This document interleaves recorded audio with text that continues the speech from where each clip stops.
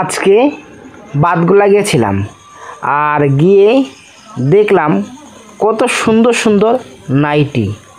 আর এই দোকানটার মধ্যে ভালো ভালো নাইটি পাওয়া যায়, মানে শান্তিপুর থেকে অনেক লোক আসে দোকানটার মধ্যে।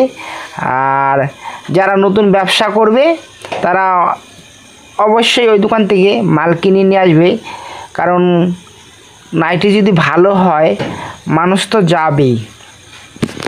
আমারও পছন্দ হলো নাইটি কেনার জন্য নতুন ব্যবসা ধরবো, তাই যদি কোনো সময় ধরি তাহলে নাইটি কিনবো, এই দোকানতে আসবো।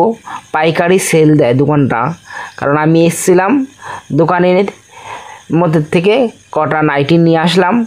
দেখো কত সুন্দর সুন্দর নাইটি, আমার ভিডিওতে দেখো।